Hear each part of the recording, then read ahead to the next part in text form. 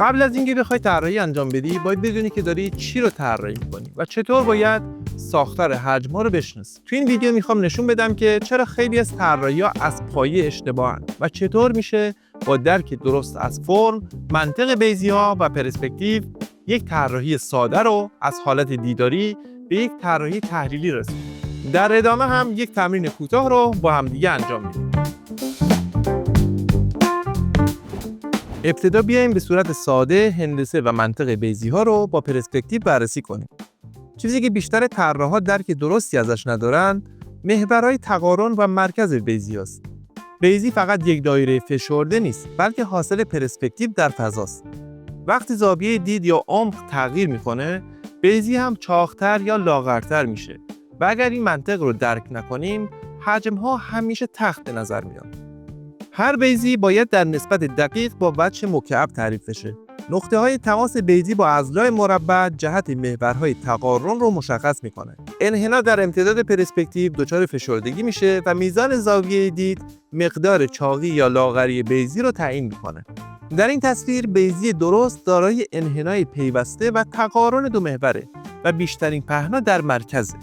انحنای شکسته یا نوک‌تیز نشون دهنده درک غلط از سطح و خط مماس هستش. بیزی باید درک بصری از سطح خمیده رو القا کنه، نه یک منحنی ساده. اینجا هم توالی بیزی ها در امتداد محور، عمق، ریتم فضا و حجم رو مشخص میکنه. اگر فاصله ها یک نواخت باشن، حجم تخت میشه و تغییر تدریجی اونها هستن که حجم رو واقعی میکنه. هر تغییر زاویه در محور دید منجر به تغییر میزان فشردگی بیزی میشه.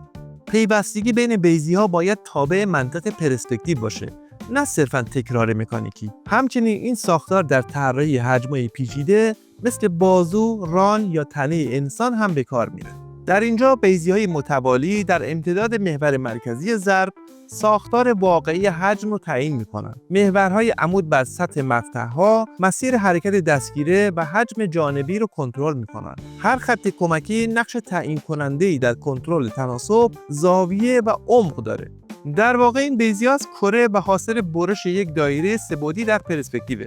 درک محورهای تقارن و تقسیمات دایره روی سطح کره، اساس چرخش سر و ساختار مفصل و فرمای کروی در طراحی فیگوراتیوه. در پرسپکتیو چند نقطه‌ای هم بیزی تابع چرخش وجه مکعبه. خط محور داخلی حجم با محور تقارن بیزی همیشه یک زاویه 90 درجه ایجاد میکنه و در امتداد حجم بیزی ها بازتر میشن یا بسته‌تر میشن. زاویه دید نسبت به خطوط پرسپکتیو تعیین میکنه کدوم محور فشرده‌تر دیده بشه. بدون درک این رابطه هیچ حجم سه‌بعدی شکل نمیگیره. حالا تو این تصویر انحنای بیزی در اشیاء تخت مثل بشقاب نتیجه اختلاف سطح و ارتفاع نسبت به خط افقه. کوچکترین خطای زاویه در محورهای متقاطع باعث میشه صفحه منحنی یا دفرمه دیده بشه با اون حالت فرو رفتگی رو نتونه برسونه. حالا بیایم ببینیم وقتی این اصول رعایت نمیشن چه اتفاقی توی طراحی میفته. کجاها اشتباه میکنیم و چرا بعضی از طراحی‌ها ساختار ندارن. در این طراحی ساختار بیزی ها با هم همخوانی نداره. زاویه و انحنای دهانه، میانه و کف هر کدوم متفاوته و مرکزها روی یک محور قرار نگرفتن. یکی بیش از حد بسته است و اون یکی بازتر از حد منطقیه. همین ناهماهنگی باعث شده حجم حالت پیچ خوردگی و دفرمه پیدا کنه. ایراد اصلی توی منطق فرم و پرسپکتیوه و حتی پرداخت دقیق و سایه پردازی تمیز هم نتونسته این ضعف ساختاری رو پنهان کنه. و در این طراحی بیزی‌ها با هم هماهنگ نیستن و محور بدنه انسجام نداره. زاویه دهانه و بخش میانی در یک راستا قرار نگرفتن و همین باعث شده فرم کمی تاب خورده دیده بشه. چون طراح با ساختار حجم آشنا نبوده و فقط به دید عینی تکیه کرده. نتونسته جای اتصال دسته و دهانه لوله رو درست تشخیص بده. برای همین هر دو از بدن جدا و ناهماهنگ به نظر میرسن. پرداخت خوبه، اما ضعف درک ساختار باعث شده حجم قانع کننده نباشه. و حتی در این دو طراحی با اینکه تونالیته ها دقیق و کنترل شدن و پرداخت سطوح کاملا طراحانه انجام شده، ساختار حجم اشتباهه. بیضی‌های دهانه و بدنه با هم محور نیستن و زاویه دیدشون هماهنگ کار نشده. برای همین فرم در فضا حالت واقعی نداره. این ضعف در ساختار باعث شده تمام دقت در سایه پردازی هم بی اثر بمونه و طراحی با وجود پرداخت درست از نظر حجمی اشتباه و ناپایدار به نظر برسه. و در این طراحی‌ها هم تلاش شده ساختار حجم‌ها دیده بشه، اما منطق بیضی‌ها درست رعایت نشده. زاویه‌ها و محورهای بیضی در بخش‌های مختلف با هم هماهنگ نیستن و پرسپکتیوشون درک نشده. به همین خاطر فرم‌ها در نگاه اول ساختاری به نظر میان، ولی از نظر هندسی نادرستن. خطوط سازنده خیلی زیادن، اما چون ارتباط دقیق بین بیضی‌ها وجود نداره، حجم‌ها روی طراحی درست قرار نمیگیرن و کار فقط ظاهراً ساختاریه و تحلیلی انجام نشده. و این کارها هم از پایه اشتباهن، نه محور درستی دارن، نه منطق بیضی و یا پرسپکتیو مشخص. فرم‌ها هم دفرمه و غلطن و هیچ حس ساختاری در اونها دیده نمیشه. اگه صادق باشم میگم اجرای چنین تمرین‌هایی فقط وقت تلف کردنه و هیچ کمکی به رشد طراحی نمی‌کنه. اما وقتی طراح ساختار درونی حجم رو میفهمه، نتیجه کاملا متفاوته و کیفیت خروجی یک طراحی درست شکل میگیره. و حالا در این دو طراحی ساختار حجم به صورت کاملا تحلیلی و مرحله به مرحله شکل گرفته. هر بخش از فرم بر پایه محور مرکزی و بیضی‌های دقیق ساخته شده و تغییر حالت بیضی‌ها در امتداد ارتفاع فرم کاملا منطقیه. اتصال دسته‌ها و لوله‌ها هم بر اساس مقاطع درست و هم مرکز طراحی شده، ندیده چشم. طراح قبل از ورود به پرداخت حجم رو از نظر هندسی تثبیت کرده و به همین دلیل در نهایت سایه پردازی فقط مکمل ساختاره، نه جایگزینش. این نوع طراحی نمونه واضح درک آکادمیک از حجم و پرسپکتیو. این دو طراحی هم نمونه درک عمیق از ساختار حجم هستند. طراح فقط به ظاهر مدل اکتفا نکرده، بلکه در حال مطالعه درونی ترین بخشای فرم و منطق هندسی اونه. هر شی با محور، مقاطع، بیضی‌ها و خطوط کمکی دقیق تحلیل شده تا رفتار حجم در فضا کاملا درک بشه. همچنین وقتی خاکستری و تونالیته وارد کار میشن، به دلیل صحت ساختار کاملا درست و بی‌نقص روی حجم قرار میگیرن و نور و سایه‌ها هم دقیقاً منطبق با منطق فرم عمل میکنن. دلیل تفکیک کردن احجام در طراحی اینه که ما شاخصه‌های درونی هر فرم رو بشناسیم و بدونیم ساختار از درون چطور کار میکنه. وقتی این روابط داخلی و مسیر حرکت حجم رو درک کنیم، طراحیمون فقط از نظر ظاهر درست نیست، بلکه از درون هم منطقی و استوار میشه. این روش در واقع تمرینیه برای درک توپولوژی فرم، یعنی فهمیدن ارتباط بین بخشای مختلف حجم و تسلط واقعی بر ساختار سه‌بعدی اون. همین درک ساختار پایه درک آناتومی و طراحی فیگور هم هست. یعنی هر جا فرم پیچیده تر میشه، همون اصول بیضی‌ها و پرسپکتیو دوباره به کار میاد.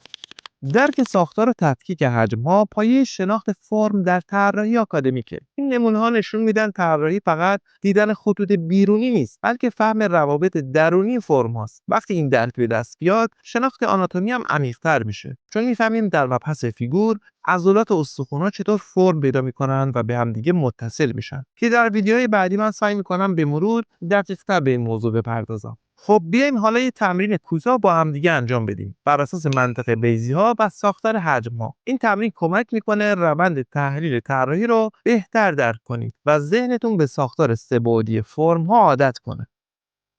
خب برای تفهیم این بیضی‌ها من سعی میکنم از احجام اصلی کمک بگیرم برای کشیدن یک فرمی که بتونم اون مبانی بیضی رو توی طراحیم وارد بکنم. خیلی کم رنگ شروع میکنم به طراحی کردن بیضی‌ها و سعی میکنم اون تقارن رو با محورها هم در نظر بگیرم. محور تقارنشه، محور عمودی شکل که بر اساس این فرممون شکل میگیره. خب برای کشیدن حجم‌ها حتما ما باید یک سطح در اطراف حجممون داشته باشیم. یعنی با یه دونه خط نمیتونیم اون حجممون رو بکشیم. از یک مخروط کمک میگیرم، یک مخروط لاغر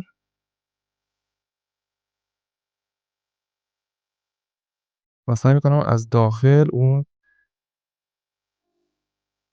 بیضی‌ها رو ترسیم بکنم. فعلا خیلی کم رنگ کار میکنم تا بعدا رندر نهایی بشه بتونم اگه ایرادی هم توی کارم به وجود اومده بتونم اون رو هم اصلاح. خب توی کفه همون بیضی پایینی یک بیضی دیگه ترسیم میکنم. همون کانکشن های احجامه. این جفت این بیضی که الان کشیدم توی یک راستا قرار گرفتن. از داخل هم میتونم اینا رو ببینم. حالا یک استوانه میکشم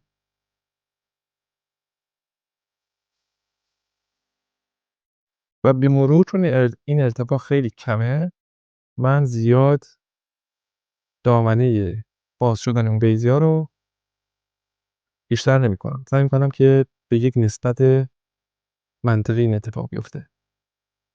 استوانم رو چاق میکنم، قسمت وسطی استوانم میکشم برای اینکه بعدا روی گرید بندی ها بهم کمک بکنه که شکل رو بتونم پیدا کنم. شکلی که مقعری یا مقدری میشن، احجامی که این اتفاق براشون میفته، من حتما تقسیم بر دوشون میکنم. حالا بازم کف این رو به دست میارم، محورش رو تقارن رو در نظر میگیرم. حالا از اونجا، یعنی نه از خود استوانه، از کف استوانه من سعی میکنم حجم رو بکشم.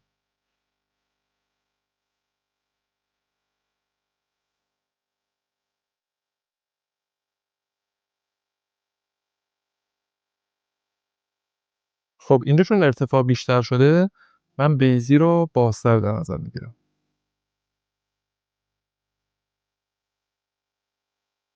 این نسبت بازشوندگی کاملا بر اساس دوری و نزدیک شیء یا اندازه کلی ارتفاع شیء باید من نگاه بکنم که چه میزان باید این اتفاق براش بیفته. یه استوانه دیگه.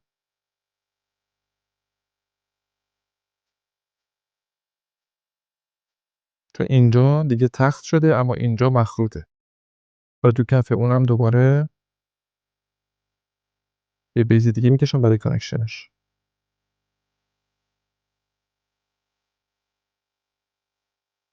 بازم محور تقارن بیضی رو در نظر میگیرم.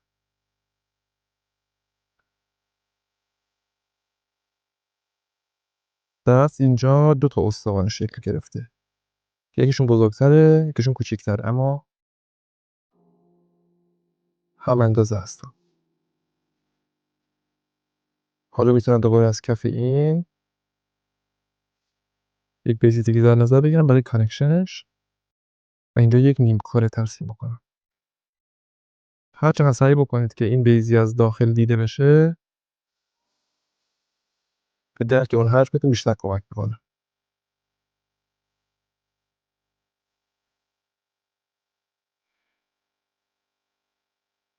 خب یه نیم کره، یعنی هم مخروط لاغر دارم هم استوانه چاق هم مخروط لاغر، دوباره استوانه معمولی نیم کره و سعی میکنم از احجام اصلی استفاده کنم. خب اینجا دیگه بیضی دوباره چاق‌تر شده چون ارتفاع این نیم کره دوباره تغییر کرده به نسبت بالایی ها.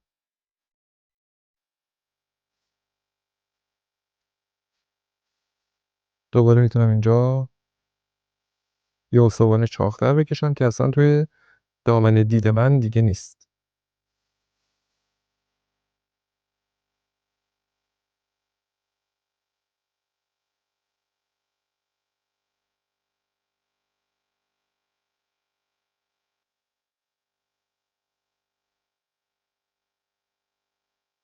و براش یه پایه بکشم.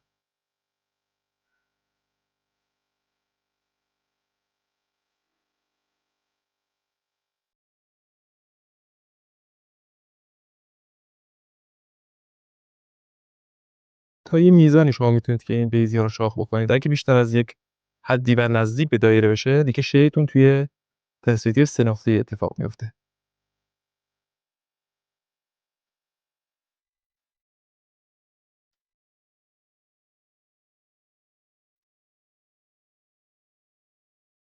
اینجا یه مخروط چاق براش میکشم.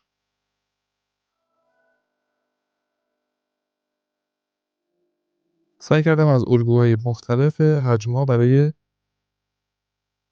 این بیضی استفاده کنم. خب ارتفاع اینم اینقدر. حالا میتونم بر اساس دوری نزدیکی شیئم توی پرسپکتیو میتونم کانتور لاین هاشو بزنم. خیلی اینو کلین میکنم. اونایی که دورترن کم رنگ تره، اونایی که نزدیکترن با رنگ تره. حتما باید این حجم ها از هم دیگه تفکیک بشن. یعنی ببینید که تفکیک شده واقعا. من دیگه شکل داخلی رو به اون صورت نمیکشم. اصلا میکنم فقط اونها رو در نظر بگیرم. چون دیگه توی محوطه دید ما نیستن، توی داخل شکل هستن.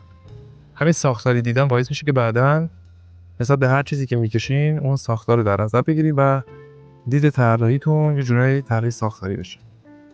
ببینید امتداد این شکل ها حتما در راستای همون بیزی هستش که شما یه قسمت پشتی اون کشیدین.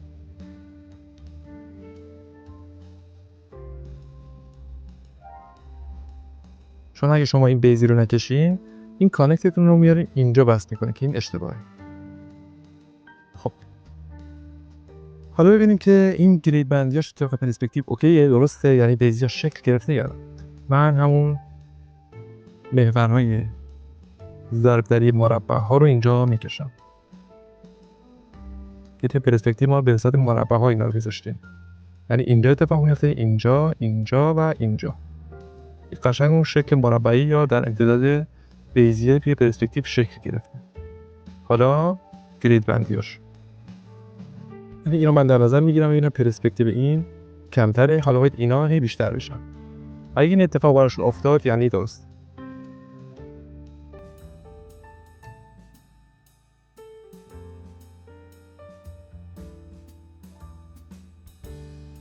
ببینید این به نسبت به این شیبش بیشتر میشه. توی همون کانکشن ها هم من سعی میکنم به نسبت مرکز در نظر بگیرم. دوباره مرکز و روی شکل هم قرار میگیره اینجا. این راپین لاین ها یا همون گرید بندی ها میتونه بعداً به شکل ها و حجماتون هم کمک بکنه.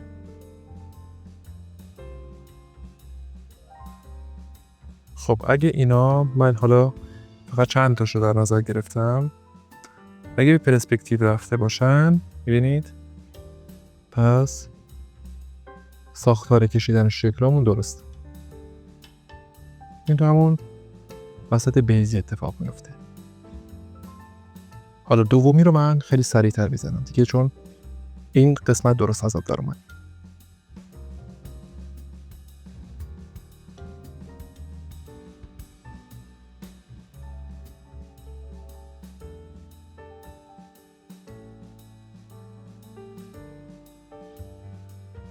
پس اینا هم دقیقاً توی پرسپکتیو شکل میگیرن.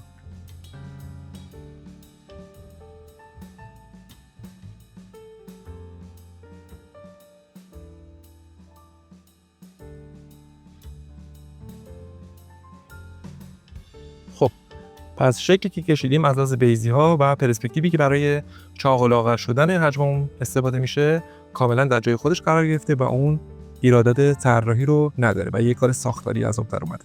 اینو میتونید به شکل‌های مختلف و حجم‌های مختلف دیگه هم ارجاع بدین و حتی تو زاویه از پایین به بالا یا از قسمت سمت چپ به راست یا شکلی که افتاده باشن روی زمین بازم میتونید همین امتداد رو و همین شکل‌ها رو هم دیگه قرار بدین و اون انسجام طراحیتون رو حفظ بکنید.